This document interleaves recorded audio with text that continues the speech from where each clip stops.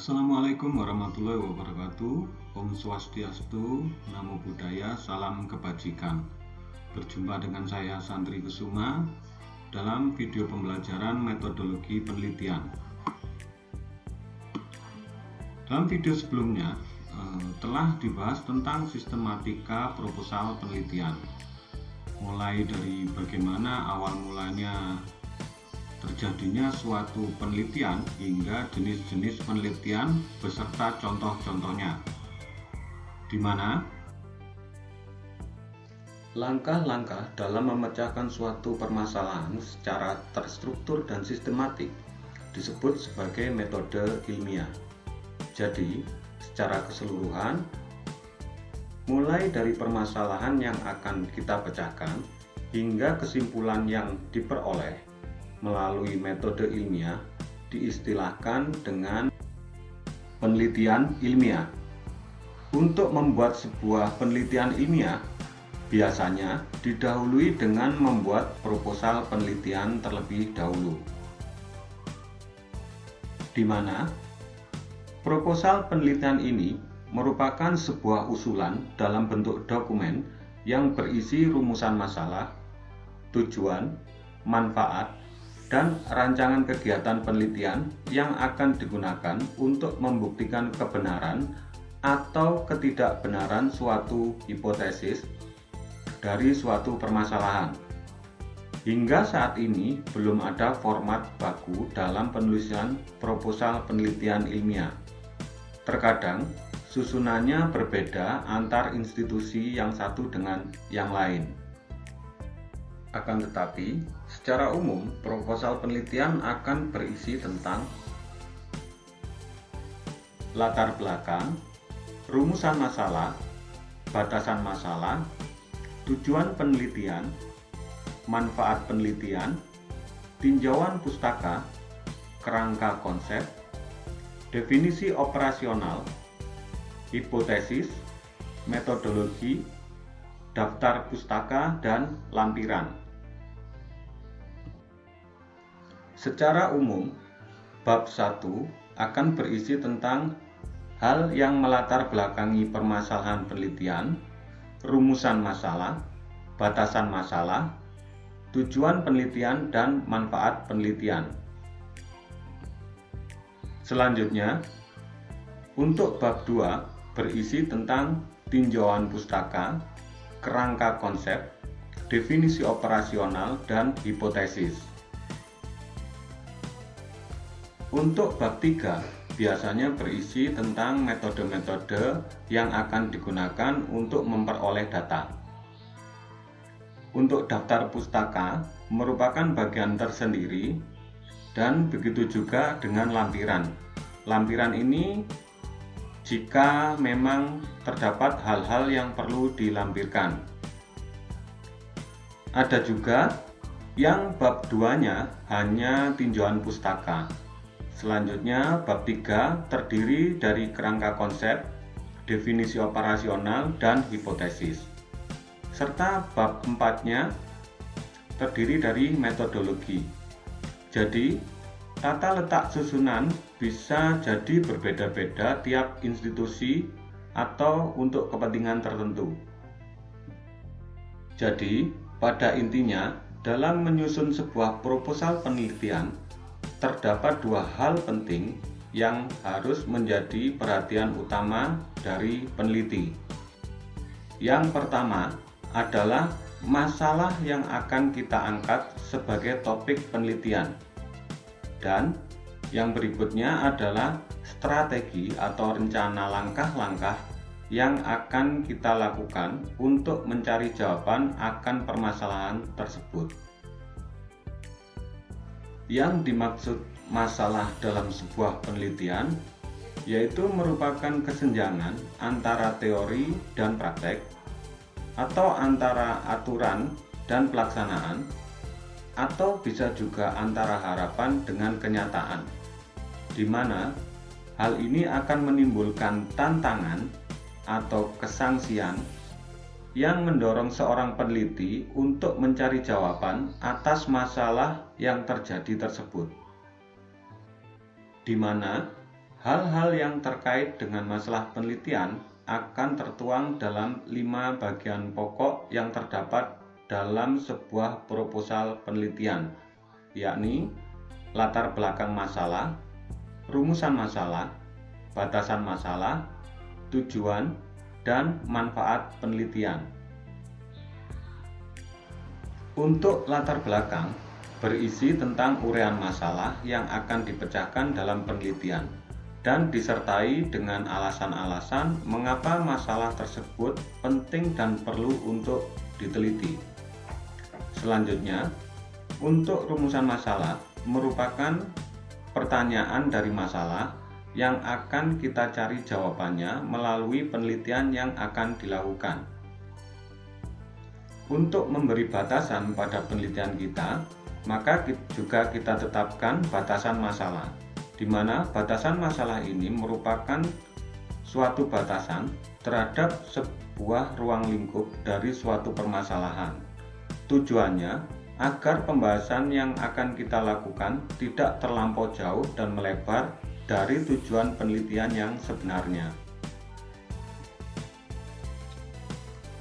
Tujuan penelitian berisi tentang maksud yang ingin dicapai melalui proses penelitian yang akan dilakukan. Tujuan penelitian ini harus jelas, tegas, dan berhubungan erat dengan rumusan masalah penelitian. Tujuan penelitian biasanya didahului dengan kata-kata seperti mengetahui, menentukan, mengkaji, atau menganalisis.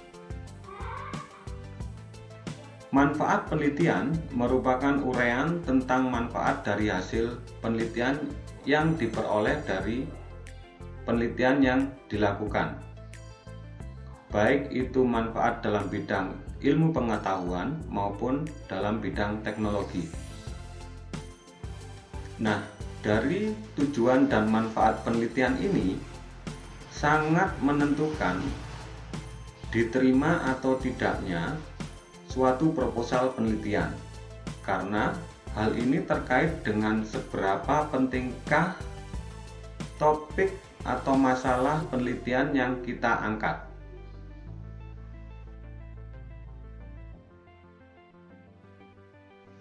Pada umumnya, mahasiswa atau peneliti pemula mendapat kesulitan dalam menemukan masalah penelitian. Langkah-langkah berikut dapat mempermudah menemukan masalah penelitian yang baik dan benar. Yang pertama, tentukan topik. Topik yang ditentukan ini cukup satu saja agar tidak membingungkan peneliti, dan topik yang diangkat sebaiknya berhubungan dengan bidang studi atau keahlian dari peneliti. Misalnya, topik tentang analisis sakarin. Berikutnya, uraikan topik yang bersifat umum tadi menjadi subtopik-subtopik.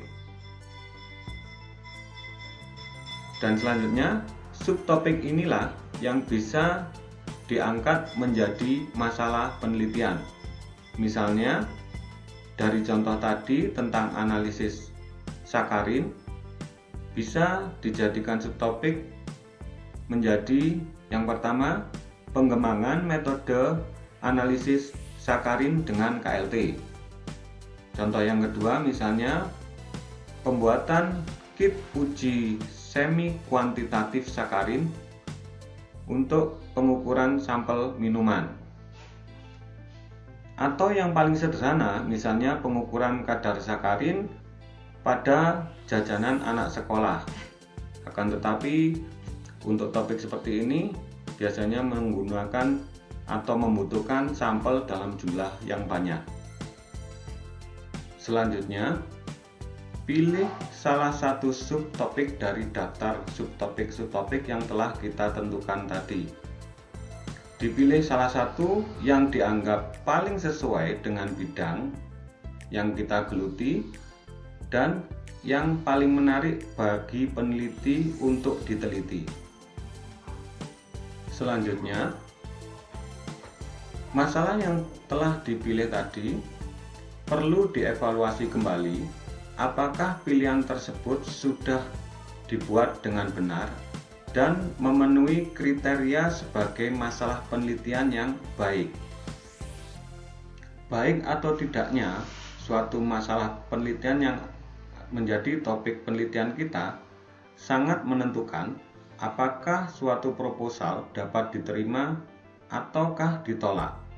Oleh karena itu, kita harus memahami apa saja ciri-ciri masalah yang baik untuk dijadikan sebagai topik dalam penelitian. Yang pertama adalah menarik. Dengan topik menarik, maka peneliti akan termotivasi untuk melakukan penelitian dan diharapkan dapat menghasilkan penelitian yang baik. Berikutnya, bermanfaat. Penelitian harus memberikan manfaat pada ilmu pengetahuan dan teknologi, baik itu pada kalangan akademisi, industri, maupun masyarakat. Berikutnya, masalah penelitian harus bermakna. Masalah penelitian yang akan dipecahkan memiliki arti penting pada bidang-bidang tertentu, sehingga penelitian tersebut layak untuk dilaksanakan. Misalnya, Anda meneliti tentang penentuan jumlah optimum tepung tapioka dalam pembuatan bakso. Apakah penelitian ini bermakna? Tentu saja tidak. Karena apa yang Anda teliti sudah banyak dilakukan orang dalam kehidupan sehari-hari. Jadi, penelitian yang Anda lakukan ini sudah tidak bermakna atau tidak penting lagi. Berikutnya adalah hal yang baru atau kebaruan atau istilahnya novelty. Penelitian diharapkan menghasilkan sesuatu yang baru, apakah itu benar-benar baru atau memperbaiki yang sudah ada. Yang kelima, penelitian dapat dilaksanakan. Sangat penting untuk meyakini bahwa penelitian yang akan dilakukan benar-benar dapat dilaksanakan. Pertanyaan ini dapat digunakan untuk mengevaluasi apakah masalah penelitian yang telah kita pilih dapat dilaksanakan dengan baik. Ini merupakan hal yang sangat penting di mana peneliti harus bisa meyakinkan diri sendiri dan pihak-pihak terkait bahwa proposal yang diajukan memang benar-benar dapat dilaksanakan. Dan yang terakhir adalah tidak melanggar etika. Selain kita harus memahami ciri-ciri penelitian yang baik, kita juga harus memahami apa-apa saja yang bisa kita gali menjadi sumber permasalahan yang bisa kita angkat dalam penelitian. Sumber masalah dalam penelitian antara lain, sumber yang pertama adalah dari observasi.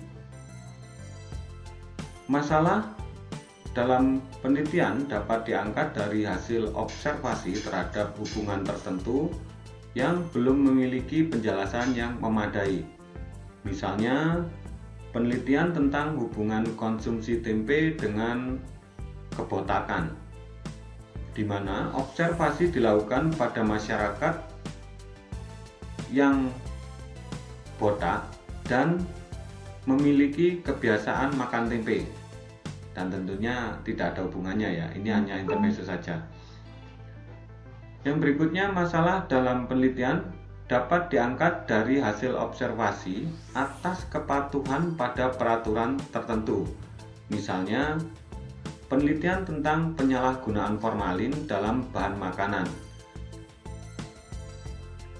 Dalam hal ini, jelas penggunaan formalin bertentangan dengan peraturan Menteri Kesehatan tentang bahan tambahan pangan.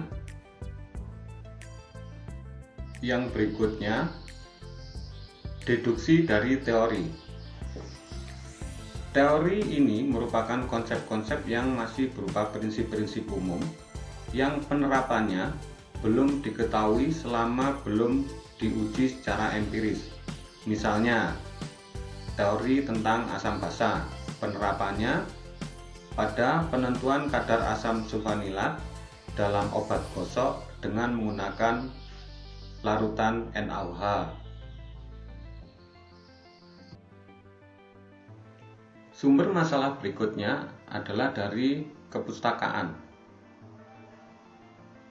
Sumber masalah ini biasanya paling banyak digunakan, seperti hasil penelitian yang dianggap belum sempurna, yang mungkin memberikan rekomendasi perlunya dilakukan penelitian ulang untuk perbaikan, penyempurnaan, atau pengembangan, dan atau perlu dilakukan validasi. Misalnya, seorang peneliti membuat suatu metode penentuan senyawa X yang terkandung dalam sirup obat batuk. Akan tetapi, metode baru yang dia buat hanya memiliki tingkat akurasi 60%. Maka, Anda dapat menyempurnakan atau mengembangkan metode tersebut agar diperoleh akurasi yang lebih baik. Berikutnya, masalah juga dapat diperoleh dengan membandingkan dan atau menarik kesimpulan dari hasil-hasil penelitian yang sejenis. Penelitian ini digunakan dalam studi-studi literatur atau literatur review. Misalnya, hasil penelitian si A menunjukkan kandungan senyawa X pada buah manggis. Sedangkan hasil penelitian si B menunjukkan adanya kandungan senyawa Y pada buah manggis, dan seterusnya oleh peneliti yang lain. Maka di sini Anda dapat melakukan penelitian dalam bentuk literatur review untuk menyimpulkan atau membandingkan dari hasil-hasil penelitian tersebut. Mungkin juga dari studi kepustakaan, Anda menemukan suatu ketidaksesuaian antara teori dengan praktek atau kenyataan, atau bisa juga ketidaksesuaian antara teori dengan hasil penelitian yang dilakukan oleh peneliti terdahulu, atau mungkin ketidaksesuaian antara hasil penelitian yang satu dengan penelitian yang lain yang sejenis. Misalnya, peneliti A menyatakan kandungan zat A dalam tomat adalah 10% menggunakan metode spektrofotometri. Sedangkan peneliti B menyatakan kandungan zat X dalam tomat adalah 40% dengan menggunakan metode kromatografi. Nah, dari sini Anda bisa menggali sebagai sumber penelitian, manakah dari kedua penelitian itu yang benar. Yang berikutnya adalah penerapan suatu teori menjadi sebuah metode. Ini terkait dengan pembuatan suatu metode analisis yang baru. Sumber masalah yang berikutnya adalah masalah sosial. Masalah sosial yang ada di sekitar kita, atau masalah sosial yang baru yang menjadi berita hangat atau hot news, dapat dijadikan sebagai sumber masalah penelitian. Misalnya, penelitian tentang pencegahan demam berdarah dengan penggalaan program 3M. Dan misalnya hasil dari penelitian ini menunjukkan bahwa dengan program 3M mampu mencegah penyebaran demam berdarah. Dan sumber masalah yang terakhir adalah dari pengalaman pribadi. Pengalaman pribadi dapat diangkat sebagai masalah dalam penelitian yang memerlukan jawaban empiris untuk mendapatkan pemahaman yang lebih mendalam. Misalnya, suatu saat baju Anda terkena saus pada waktu makan bakso dan ternyata noda saus tersebut tidak bisa hilang setelah pencucian. Nah, beranjak dari hal ini, Anda ingin melakukan penelitian tentang kandungan pewarna yang terdapat dalam saus tersebut.